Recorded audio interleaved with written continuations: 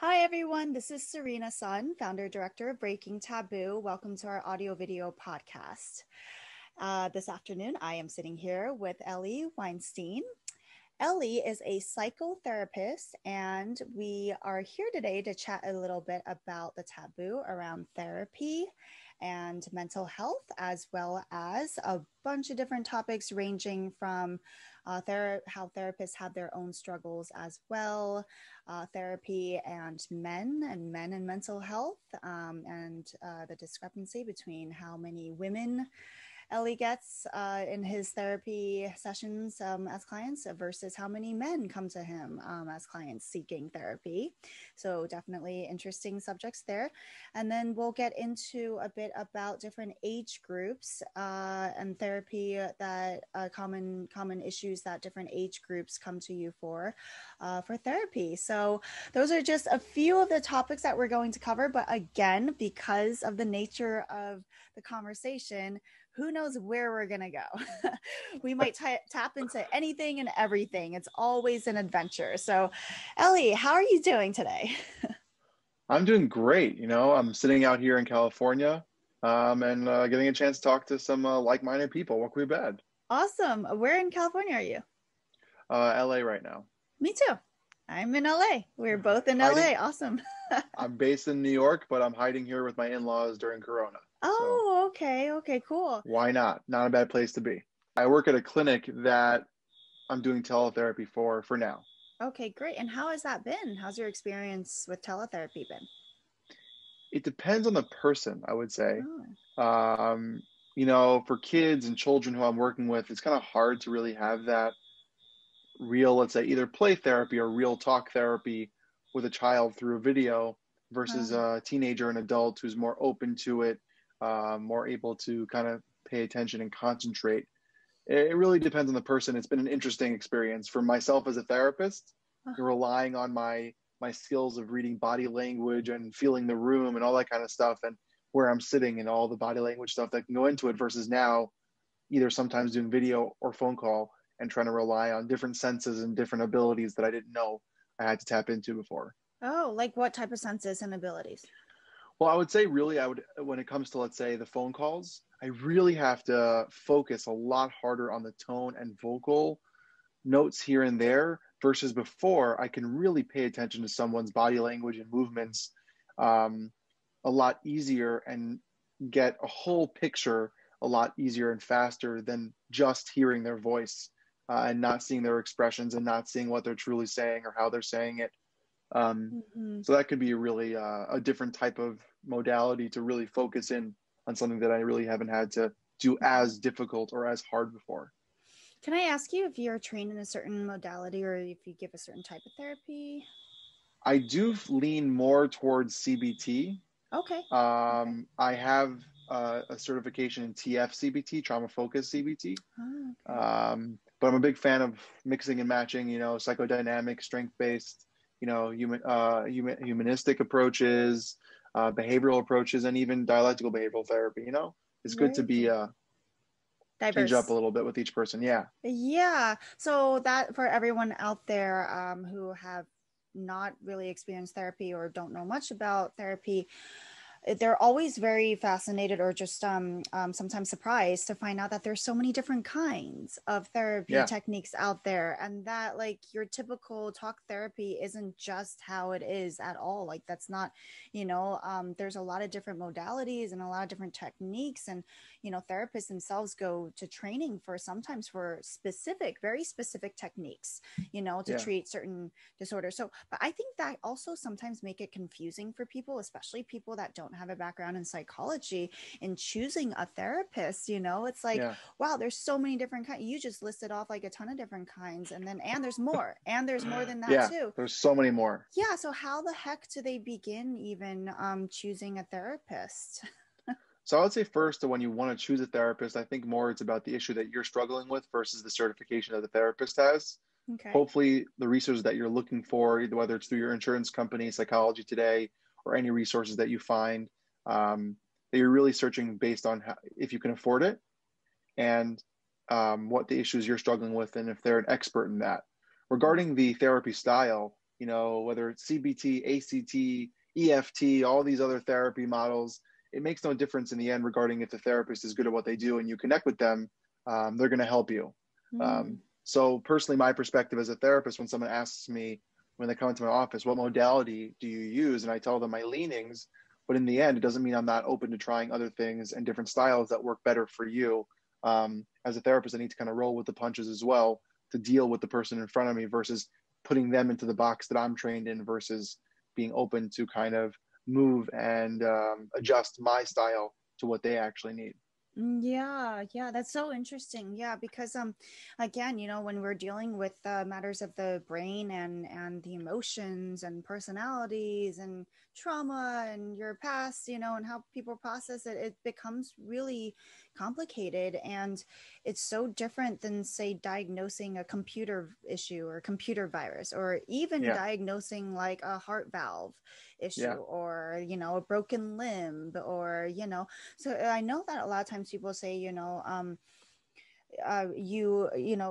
with pill shaming, for example, why would you pill shame someone if you go to the doctor and you broke your arm and the doctor prescribes you pain medication? You wouldn't tell that person don't take it because like pills are bad, or don't put a cast on because that's bad. But in therapy, oftentimes people are like, oh, you don't need to take medication because it's from your brain, or it's just your emotion, or it's just your you're just going through something right now. What do you have to say about that? Well, in reality, my viewpoint on the idea of medication, I work in the clinic that's closely works with psychiatrists and nurse practitioners. And I think it's important for therapists to have those resources at your disposal, whether you're a private therapist and you have colleagues of yours that you trust, or you work in a clinic that there is a service offered. But I always feel that it's up to the person. Right? I will support them, whichever decision they have. Of course, I will have a discussion that is actually educated and based in knowledge versus Wikipedia or some Google search they did on a medication, or a friend had a bad reaction, or my cousin told me this happened and my mother had this, but base the decision on facts and education that is knowledgeable and coming from an expert.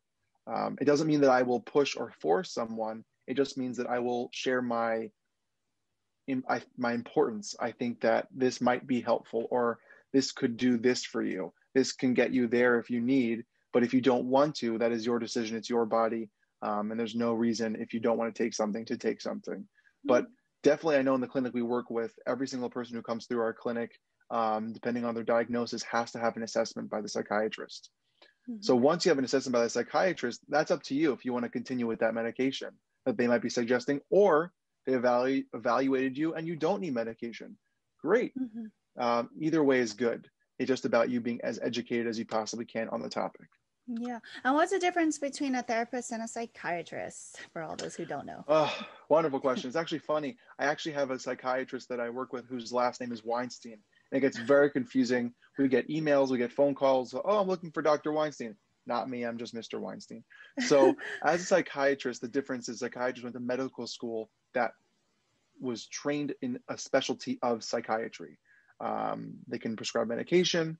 They can sign off on, they can be medical directors of clinics and sign off on treatment plans and all those things that are super important for billing and insurance and for clinics to run the way they can. Me as a therapist, I can diagnose, but I cannot push or prescribe medication. There is no way I'm allowed to do that by any means. My job is to be the person who you come to talk, to work through, and to deal with the issues that you're struggling with, and be kind of maybe an in-between to the psych team who might not sit with you for 30, 45 minutes to an hour, but sit with you for 15 to 10 minutes. Okay, medication works. Great. Let's continue going. How are you feeling? Now it's all your problems, the therapist. And that's where I come in, which I find wonderful. And it's a great balance. Yeah. I mean, some psychiatrists also do therapy, but psychiatry and therapy are two different things. And a lot of psychiatrists don't do therapy at all, just to, further educate people out there. But yeah, a lot of times psychiatrists, all they really do is prescribe medication. And that's what they went to med school for, is to see how different drugs affect your brain and your physiology. And, they really get into the neurology of all that stuff. And then therapists are more trained in actual modalities of how to help alleviate certain symptoms that you're going through, or certain, they're the ones often diagnosing you with a certain diagnosis. And sometimes, for example, let's say they diagnose you with bipolar, they would then they would refer you to a psychiatrist where you would get the prescription drugs from. But they're two totally different things a lot of the times.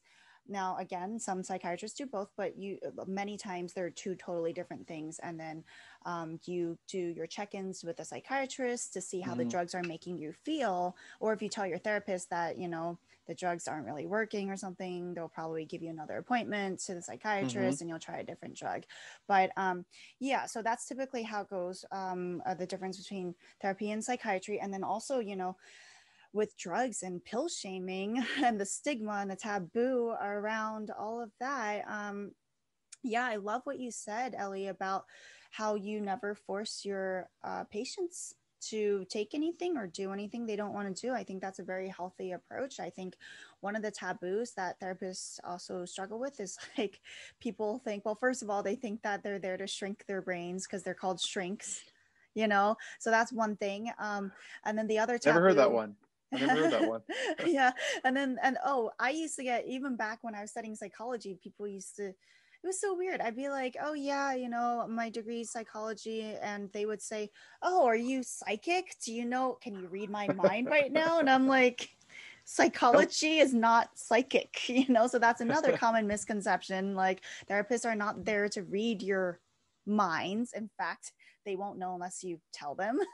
Right. And then the other thing is, people often think if you go to therapy, they're going to make you do things, like all sorts of things that you don't want to do. So it's pretty refreshing, Ellie, to hear you say, like, no, you never make them really do anything. I mean, how can you anyway, right?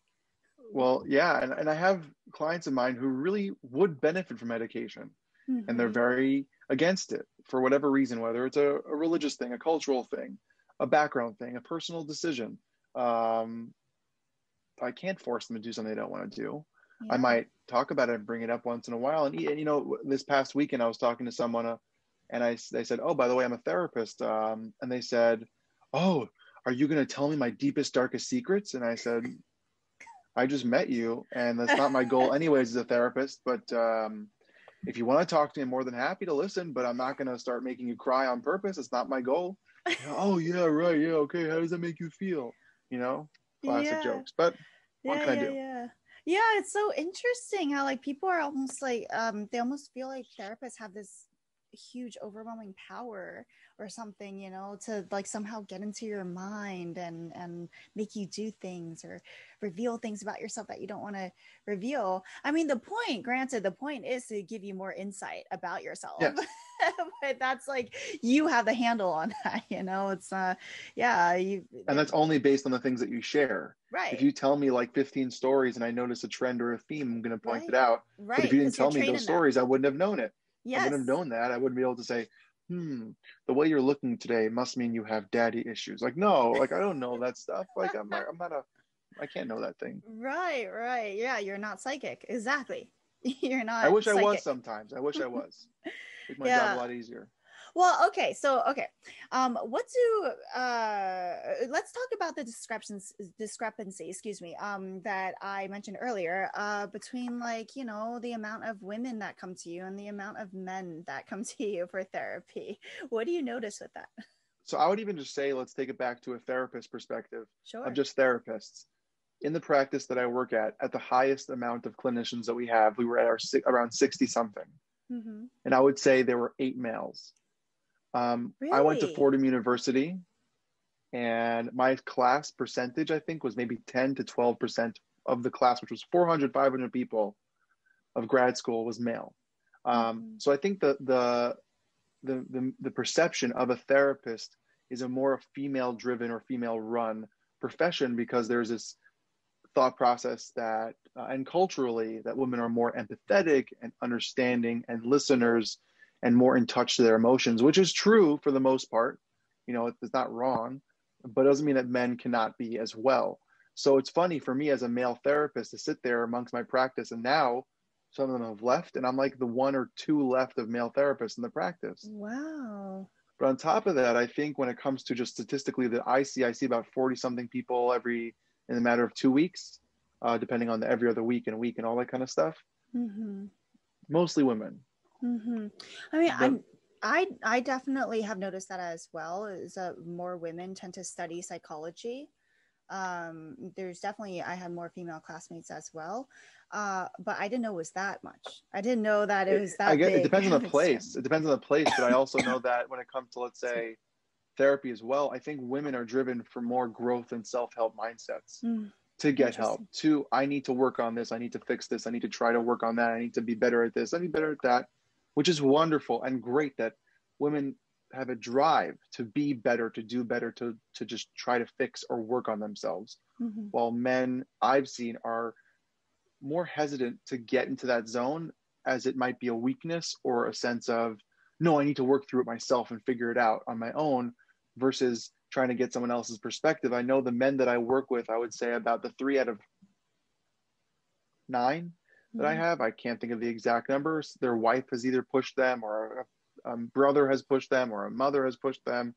And even the kids I work with, the teenage boys that I work with, it's a parent that said, you need help. It wasn't like they went to their parents and said, I'm really struggling, I don't know what to do. So just interesting. And why do you think that is?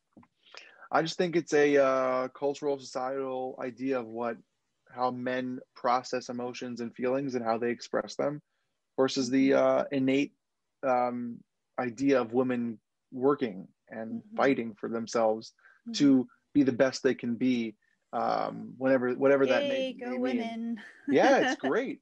Even if you look on social media, there are about 10 times or 15 times more women-driven social media efforts about mental health and focus on growth and coaching and success and motivation compared to men. Because for men, it's more about the fitness, the business, and all that stuff that is important, but there also needs to be a space for growth and motivation and help as well. So just interesting to see the trends that go on in society. I would definitely say that that is also the case with the nonprofit world as well. The nonprofit world is very strongly female driven, and most people that work in nonprofits are female. There are a ton more females than men. And I have always attributed that to also women, having less pressure on them to be all about money, and just they're supposed to be more nurturing and more caring and giving. Yeah. So, which is a wonderful thing and a wonderful trait. It's not a bad thing or a shame. Something to be ashamed of. It's just an interesting point to see when you're a therapist, who you get in your office and when they come. Well, there's pros and cons to both, of course, right? Because again, now we're talking about societal norms, and it's like women could definitely use more financial education. I think I myself could, we could come out of our shell a bit more and be more business-like, without having, a taboo around us, like, being like bitchy or mean, or if or we masculine get too bossy or anything like that. Yeah, unfortunately. And then men, of course, research definitely shows that women tend to outlive men because women are more social and we talk more about our feelings, and we do tend to get more help, whether that's medical or emotional. So men could definitely use more of that as well, because it's literally is linked to longevity. Mental health is linked to physical health, absolutely. And I also, but I find it really interesting, in movies, though, in the media, I have noticed a lot of male therapists in media.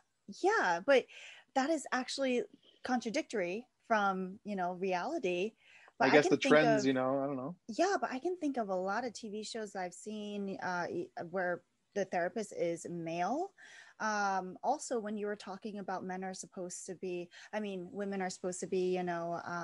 fixing, not just fixing problems, but, like helping or, doing some of these more nurturing tasks.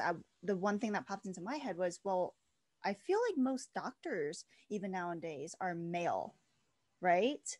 So why do you think that is? Why are most doctors male, but most therapists female? I don't know. It's an interesting thing. I think when it comes to, let's say, the media and the TV pushing those things of men, it could be the idea of I don't agree with this 100%. The idea of power and strength, Mm-hmm. and being like the professional, and the male is the professional, when in reality, a woman can be just as professional as men Right. can, and sometimes even more professional, depending on the setting and the person. Mm-hmm. Um, and I have no idea why it would be that way or the trends, but I think that there was a time where a lot of these professions, specifically doctors and psychiatrists, were more male driven and Mm-hmm. more, because they had more access and more privilege to those things that women just did not have the ability to do, or the confidence, or the Mm-hmm. ceiling being broken for that to be an open opportunity as much Yeah. as it is today. It's like women are nurses and men are doctors. Yeah. Is the typical, yeah, And I know interesting. plenty of doctors who are women and plenty of nurses that are men. Exactly. Is that, well, it's changing now, Yes, it is. but yeah, okay. So in speaking about men's mental health and the different struggles that men go through and also the taboo Mm-hmm. around that. I know that you, over the phone, you were telling me that you had some of your own struggles, right? That you go through, and that, so one of the things that we want to do, obviously, with this show is not only break the taboo, but also humanize everyone, including therapists, Mm-hmm. So, Ellie, let's humanize you. Okay. So Let's get into it. yeah, let's get into it. So, yeah, of course you're a therapist and you help other people, but Yeah. that doesn't mean that you yourself don't need help. And that doesn't mean you yourself don't go through stuff, right? So what are some of the Yeah. things that you go through? I'm a parent. I go through rough days. My baby's teething right now, and I am so tired and not my 100% self, but I'm human, and that's normal. And when it comes down to, let's say, I struggle with ADHD and have always had ADHD, um, that means it affects my mood, my emotional regulation. Sometimes it affects my focus and my ability to do my job. Of course, I always get my job. I do my job well and always do it as best as I can. It doesn't mean that I can't perform and be a therapist. It just means that I actually tell my clients when I first start with them that if they see me fidgeting in my chair, Mm, or they see me twirling my pen or playing with my pen, it does not mean that I'm not paying attention or that I'm not interested or that they are boring. It is that mm, I struggle with ADHD. And sometimes this is my way of taking my attention off of my ADHD to something tangible like a pen, and then I can actually focus on them. And some people actually appreciate that I'm being real with them. oh, I've had my bouts of anxiety throughout my life. I have a chronic illness which causes health issues, right? Things happen to everyone. And I think it's interesting, because I know we discussed this, the idea of therapists having it all together. mm-hmm. Um, not to jump ahead to another question, No, but no. just to bring it into, no one ever looks at a doctor who gets sick and goes, "Oh, you're a doctor. How do you have a cold?" Like, no one does that, because it's human. People get colds, people get cancer, people get sick, people die, people live. Uh-huh. And the same thing goes for therapists. We're human. Right, Um, Therapists go into being a therapist for many reasons, right. whether it's because they have their own issues and they want to work with people with that similar issue, or they really want to help people and they're just really good hearted and they really are good with people. But Yeah. no matter what the reason is, whoever's sitting across from you is human, whether it's the client or the therapist. And the Right, idea that that is a connector, that is right. something special between the two of you, that it's not just an alien or a robot sitting there giving you therapy or talking to you, but someone who's actually a person who has a heart and a mind, who And goes through their own emotions. things. Yeah, who goes through their own things, has good days, bad days, ugly days, and beautiful days. Mm-hmm. And that's wonderful and that's great, something to embrace as Mm-hmm. therapists. And Mm-hmm. it should not be an expectation that, oh, you have anxiety, oh, you have ADHD, like, oh, I can't work with you. You don't have your stuff together. Well, you Mm-hmm. know what? No offense, neither do you, and that's okay. One of my favorite lines in Alice in Wonderland, one of my favorite books, is the Cheshire Cat. And Uh-huh. he sits there when Alice in Wonderland finally gets into the forest and he says, "Welcome, we're all crazy here." Right, Like, right, we all have something. We right. all have something that makes us human. Well, and that, going along with that, though, like on the other extreme end, there's a lot of people, I hear this all the time. People say, oh, therapists are the most fucked up. Yeah, They say they're the I don't most agree fucked with up. that. You don't agree with that, right? Well, I I mean, don't I know. don't I agree think with that that either. no, Just I think FYI, that I don't. But I just think that the idea that people who are who are therapists must be wounded animals for them to be a therapist. they must have gone through the worst of worsts and the lowest of the lows to be a therapist and to help and want to help people and give love and care to someone. That's not true. Right. Doesn't mean that doesn't mean that aren't people like that who have become therapists. It doesn't mean that there are people who have gone through a lot of dark places and are therapists. It just doesn't mean that just because you're a therapist, you're messed up.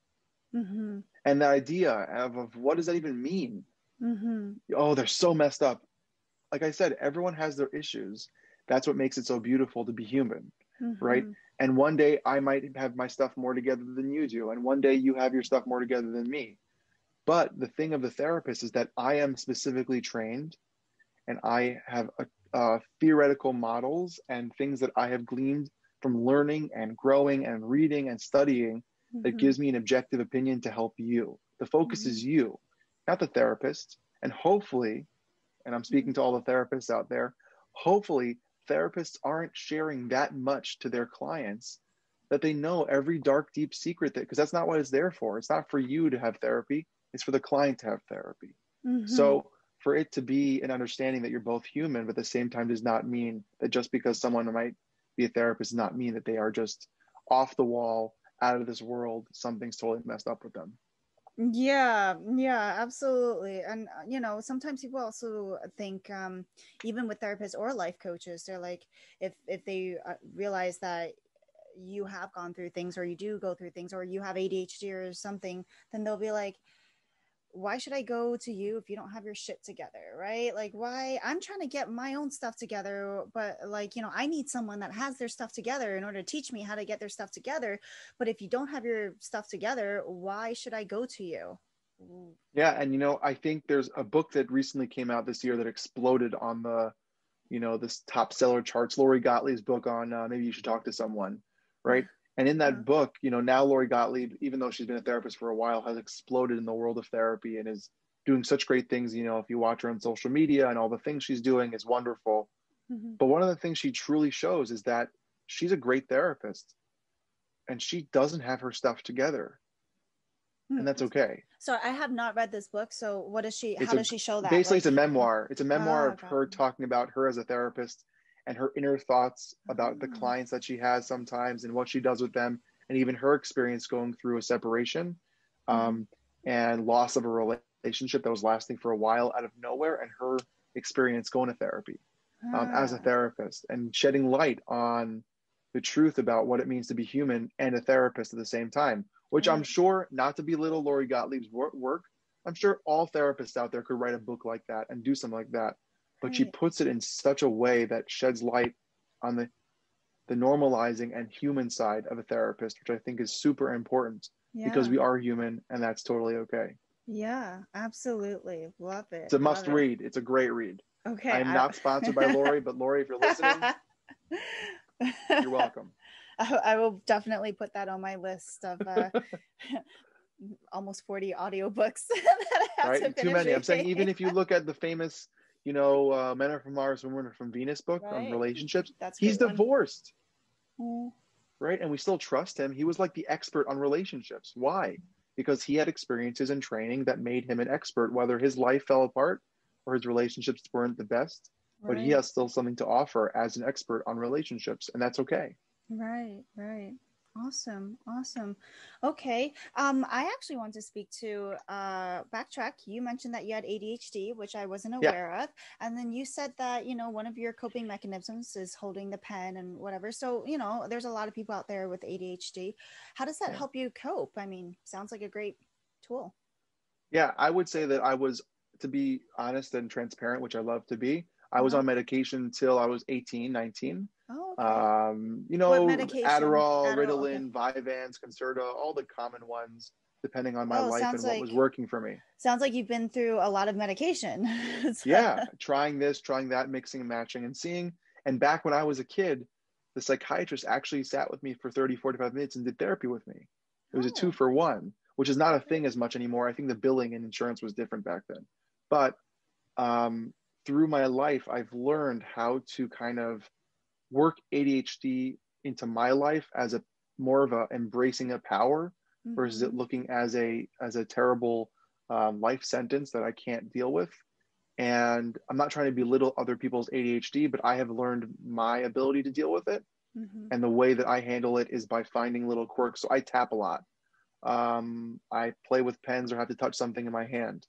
Mm-hmm. I have a little wristband that I play with under Mm-hmm. the table, which no one sees, just as my way of pulling my attention to something stimulating that will then help me refocus, and I can actually pay attention while I'm doing that. It's something that I've learned to use. Okay. Sometimes it doesn't work.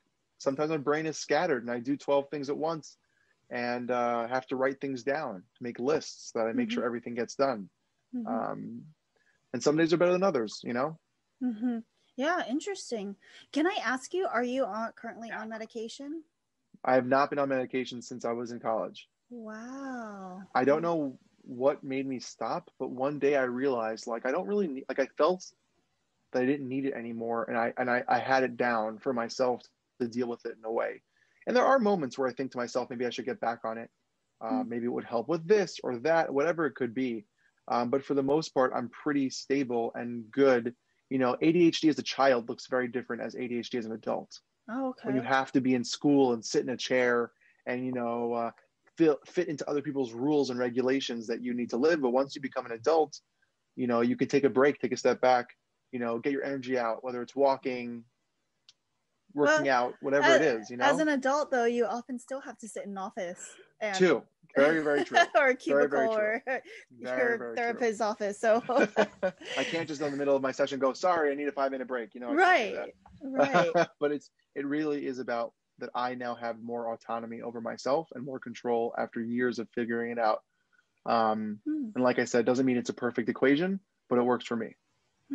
So it sounds like you're saying that children with ADHD just manifests in ways that are a bit more like hyperactive physical activity is what you're saying? Or there are two sides of ADHD. There's hyperactivity and then there's lack of focus.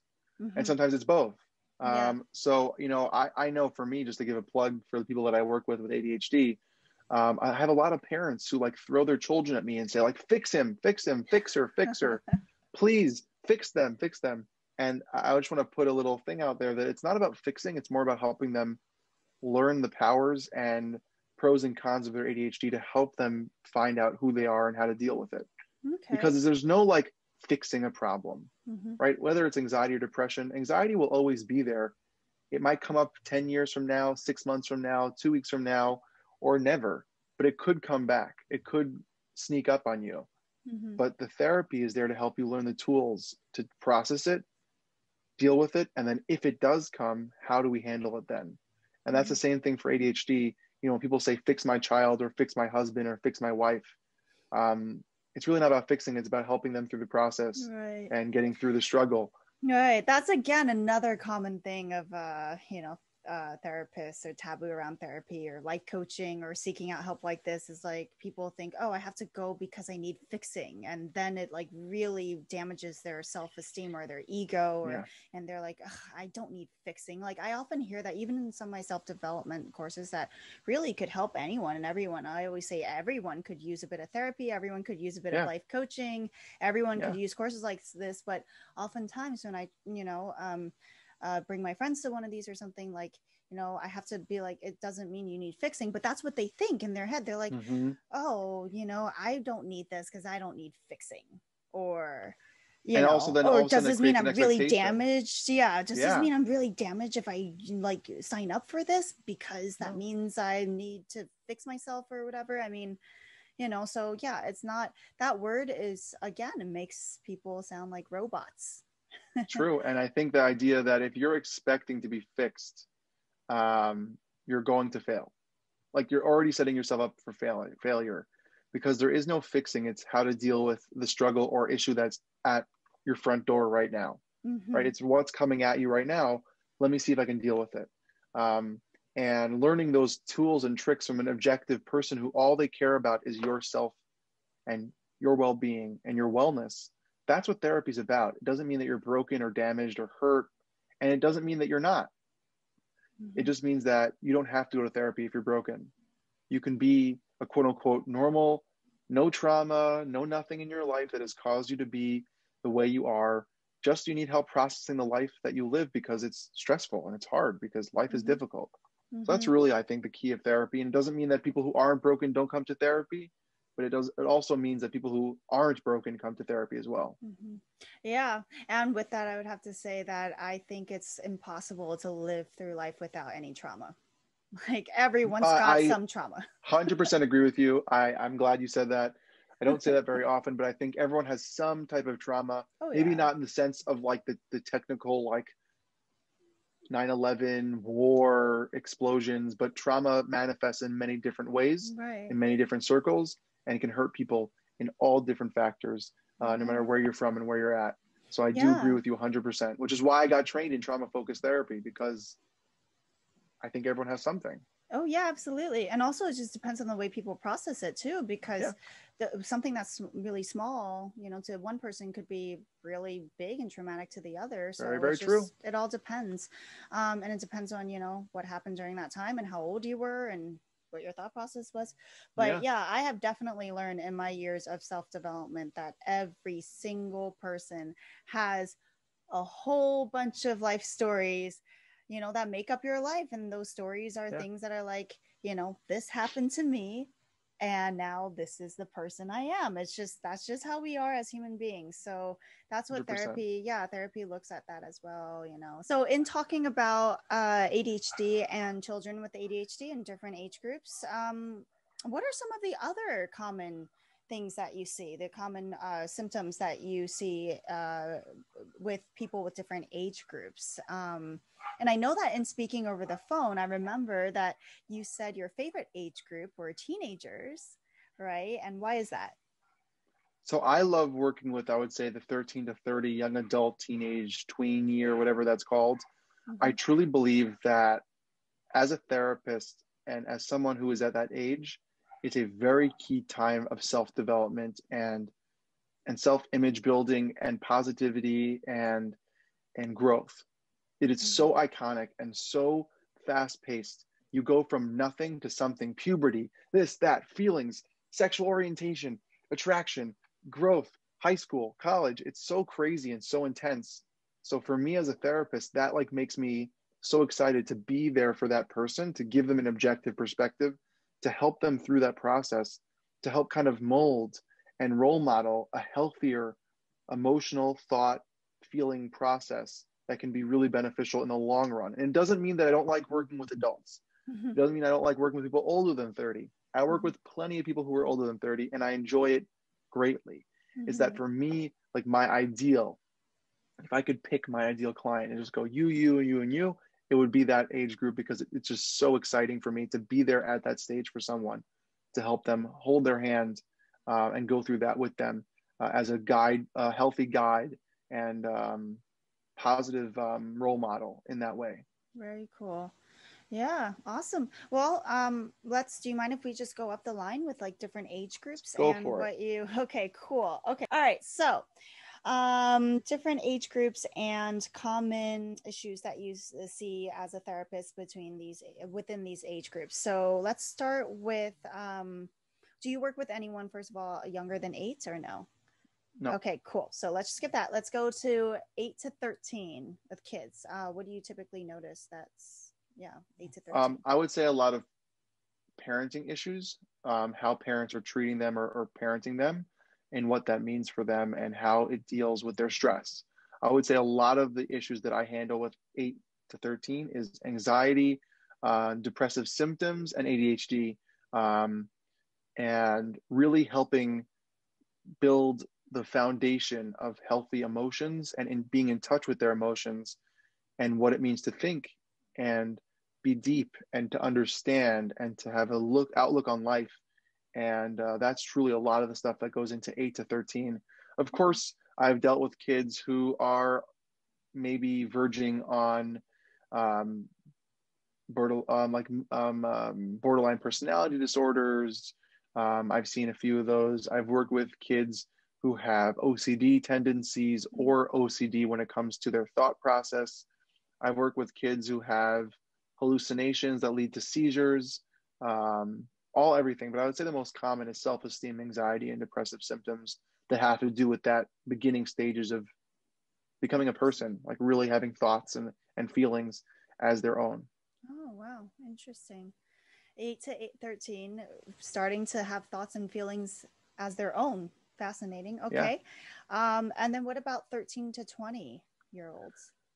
Just, I would say there's the main tagline is fear. It's like Oh, wow. the unknown of like what their life is happening. Where am I going to go to college? What am I going to do now? Does this boy like me? Does this girl like me? My parents are so annoying. All these kind of emotions that are going on, but the changes are so drastic and so intense that I definitely see a lot of suicidal ideations. Mm-hmm. I would say a lot of anxiety and depression, Mm-hmm. and a lot of body image and self-image issues, Mm-hmm. self-esteem as well, and some mood disorders. But it's I would say it's hard to kind of put a basis of like, here's the exact things, because you can have anyone from anyone. Right, I right. have a For the 35-year-old common I work things. with, but the common things are Yeah. really anxiety and depression and self-esteem, self-image, and definitely navigating friendships, interpersonal relationships, and family, and how to find their role in the whole of their life. Oh yeah. I mean, I just find it fascinating that is so, so much of this is also developed, or, it can become a problem at these certain Mm-hmm. stages in life, Mm-hmm. and then you carry them with you for the rest of your Yeah. life until the day Yeah. that you, or, seek therapy. So Yeah. interesting. What about ages 20 to 30, young adults? Young adults is a lot of anxiety, Okay.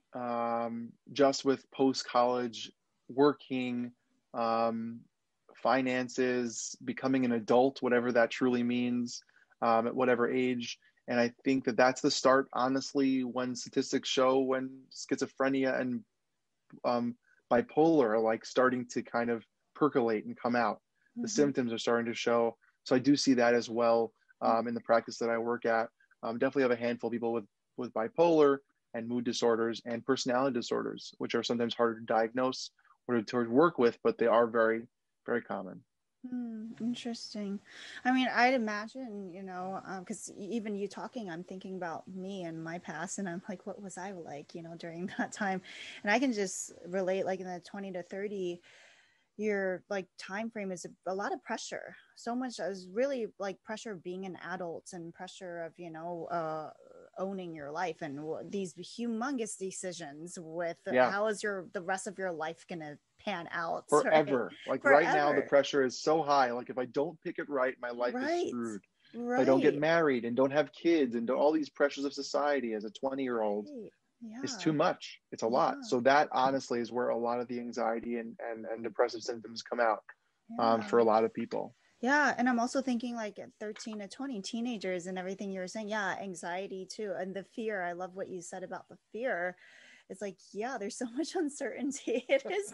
I do remember like being I would really. not want to go back to being a teenager again. Right. Yeah. Yeah. I do remember being like really shy about certain things, and or like just really nervous about stuff when I Yeah. was a teenager. Definitely remember that.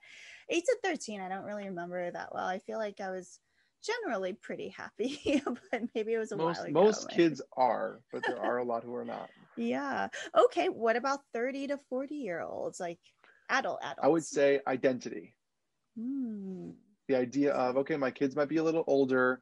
I might be just getting married, depending on what culture and ethnicity and religion you are associated with or connect to. The idea of you getting into kind of your stride of your career and hitting like a plateau of this is now what I'm doing, is the idea of individuality and identity, of like finding yourself, truly. I know I really sound like Eric Erickson over here, but that's truly what I believe of, like paying attention to who I work with. It is very common and very true that that kind of internal reflection of, am I doing the right things? Who am I? Where do I want to be? Where do I want to go? Kind of thought process. Huh, interesting, interesting. I mean, uh, around that period of life, it almost seems like, you're either walking the right path or you're not. And you And need to that seems like change a huge, quickly. right, right. And that's like a huge decision is, yeah, it's pretty much right there midway, right? So, okay, okay. Well, let's talk about ages 50 and up, which middle age, right? Which is funny because I used to always think that middle age was middle age, like 30s. And it wasn't until later on in life that I realized middle age and like a midlife crisis is actually meant around your 50s. Yeah. But yeah, what do you typically see with that age group? I would say a lot of looking back and self-reflection and regret of like decisions and thought processes of should have, could have, would have kind of mentality, causing them angst and depression, of looking back and saying, if I only did this, if I only married that person, if my kids only turned out this way, you know, if that only happened in my family, if my job would have worked out that way, then maybe X, Y, and Z. And a lot of kind of pulling them out of that kind of spiral of depression and anxiety that could that are created by those negative thought processes. Wow. So regret seems to be, yeah. So what is your what do you typically like, how do you treat that, or if you have advice for people that are experiencing that in their 50s? First, go to someone. If you need help, talk to someone, right? That's the first thing, right? Therapy. But I would say is that it's really, I think for me, about giving them a place to listen, because sometimes they don't get that in their relationships or their friendships, or they're afraid to talk it out and be honest about it. But first, it's really about giving them that space to express that to someone, to acknowledge the fact that they're not maybe the happiest that they thought they were, or what truly is going on in their head. And then it's really about looking at their successes, where they have come. Like, look at that timeline, what we just did just now. When you were 30, did you think you would be this place at 50? What did you accomplish in the past 20 years? 20 years is a huge amount of time. Yeah. Right? The amount of time that you did from 10 to 30 is different than you're going to do from 30 to 50.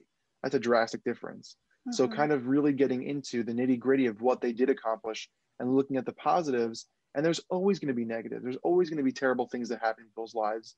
There's always going to be things, disasters in the world, and politics in the world, and religions in the world, and wars, and this thing and the other thing that are really sad to be around. But it's about our perspective on what we have done through that process to make our perspective more positive one. Now, I don't think that if all of a sudden you change your thinking that magically your life will be better. I just think that it helps you get a better lens on your life, to help give you a perspective that then you can then take action on to be more positive and more happy in a fulfilling way. Interesting. Okay, cool. Good advice. Okay.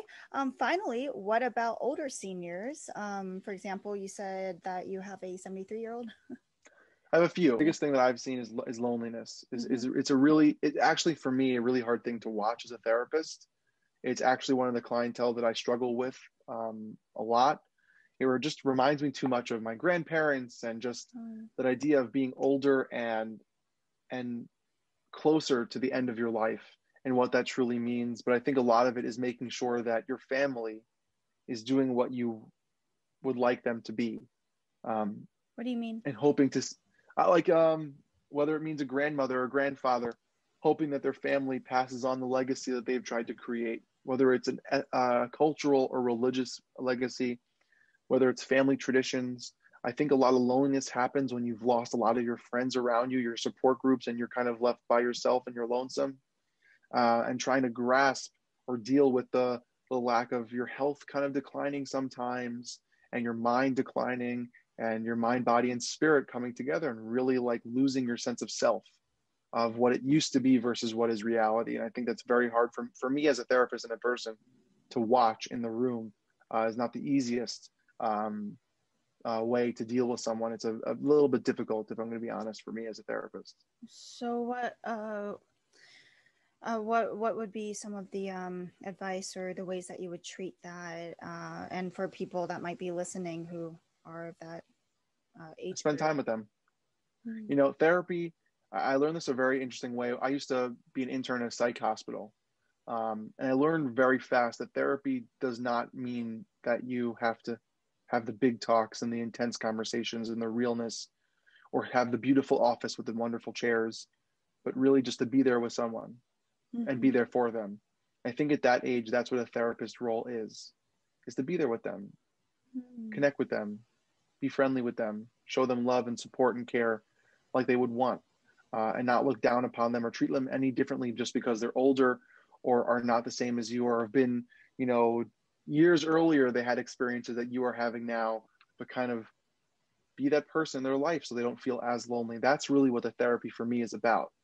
It doesn't look like classic therapy. It doesn't look like CBT, DBT, or any other of the terms we use in the beginning, but that is a therapeutic process to be there with the person and help them out through the loneliness, as to be a friend, so to speak, and to be someone to be there with them through their life. So be what they need, because right then Yeah. they need more Which, by the way, companionship. applies to everyone, right? Be what they need, but at this time it's be companionship. That's the terminology, versus like the classic therapist, you know. Yeah. Can I ask you, like, what would you say to yourself, like, in the fact that you're treating all of these, right, clients, and you see this obviously earlier on, you're not 73. So what would you tell yourself, your future 73-year-old self in this position? Well, one, make sure you have a lot of friends. So you have a lot of supports, and real supports. So that no matter where you go, you have supports. Keep in touch with friends and family. But at the same time, make the most of your life that you have now, because at one point, the life that you wanted or was is going to be gone. So to do the best you can to enjoy your life, so you have something positive to look back on and memories to drive you further in your life, to be more healthy and positive and successful, and keep I would say, keep your health up, right? Work on your body and your health, because that's what truly lasts. So that, you know, my parents are in their late 60s, early 70s, and they're in great shape. But some 70s are old 70s, and some 70s are young 70s, you know. My grandmother's 93. I would never know, you know. So that's a wonderful thing to be able to take care of your body, so that your mind and spirit have somewhere to be. I think is really important. You mentioned to have lots of friends, right? But I find that that's a little bit hard, right? Supports, yeah. But a lot of times people, especially when they get married and they have kids, and they start losing a lot of these friendships, or it's just not that important. They don't even have time. There's so many people. I was just talking to a friend about this recently, but there's so many people out there who, once they start a family, it's like one or the other. They either have a family or they have a friendship.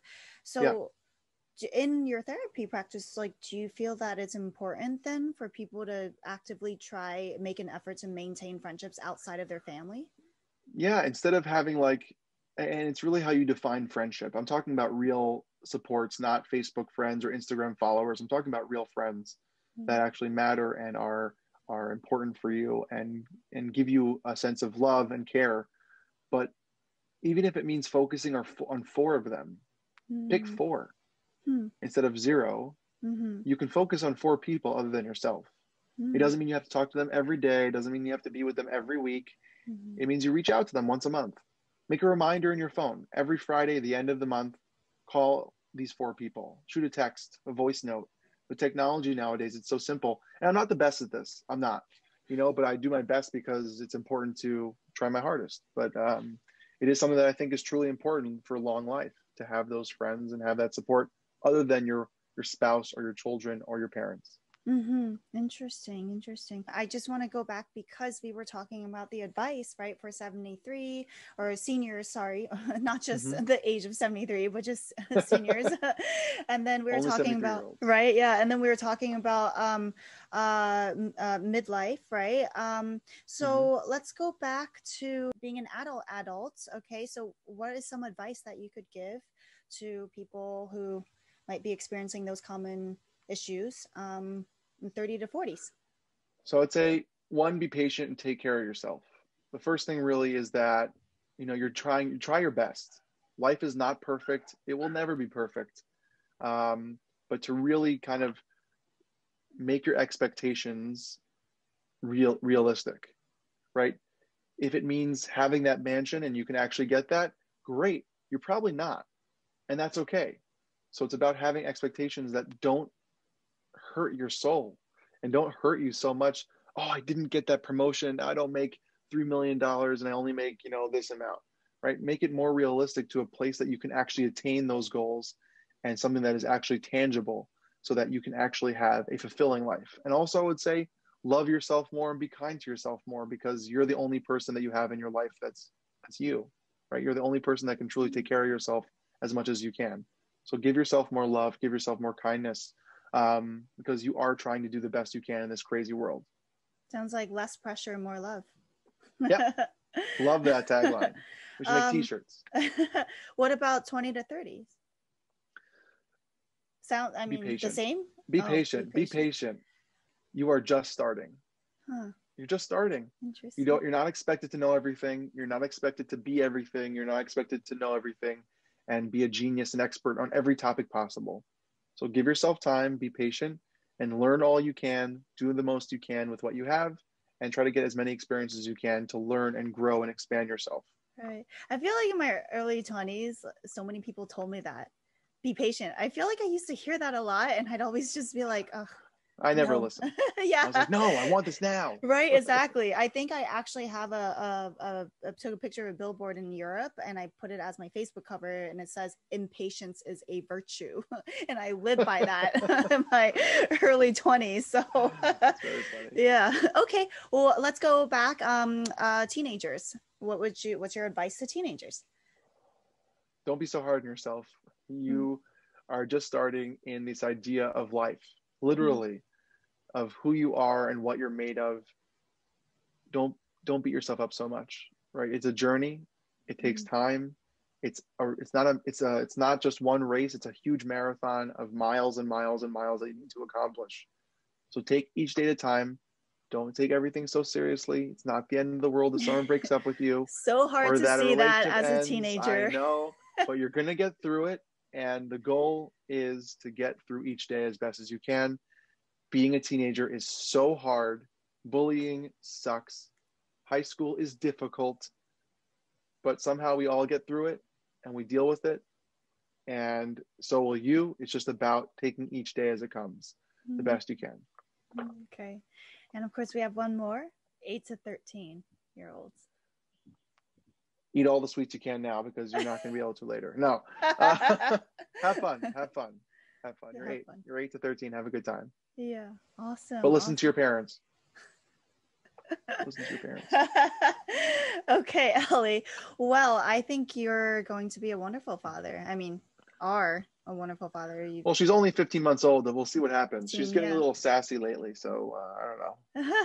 But if you remember everything that you just said during this podcast, I'm trying my best. I'll try my best. Isn't there another classic myth? If I'm a therapist, my kids are all messed up already. That is true. Oh my gosh. Yeah. All these taboos. Wow. No, but I mean, honestly, this is some of the wisest words that I've heard. Most wisest words that I've heard in a long time. I make up words too. Don't worry. No, but it's great. I mean, yeah, I'm gonna go away from this podcast thinking about being 73 and taking on some of the things that you said. And I was just like, while you were talking, I was like, wow, okay, like keep that in mind, like I don't know. For me, real. I take a lot of pictures, a lot of memories, a lot of experiences, because I think experiences truly last versus buying fancy sunglasses, or I just saw sunglasses on in front of me, or fancy, suit, or some crazy technology, but really invest on a trip with friends or with family or with your loved ones, and take pictures and have a good time, and things that last more up here than just owning something that you wear. Fulfilling. Yeah. It definitely feeds your mental health and your emotional health. 100%. Yeah. Awesome.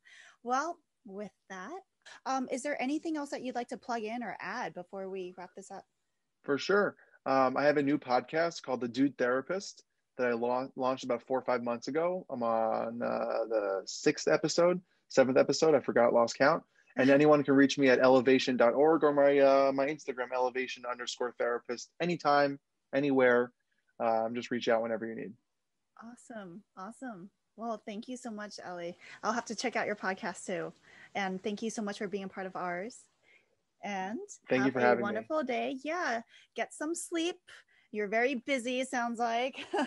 Take care of your kid, doing therapy, all these different age groups. So get some sleep. That's my advice to you. And have a wonderful day. And thank you everyone so much for tuning in. Bye. Thanks for having me.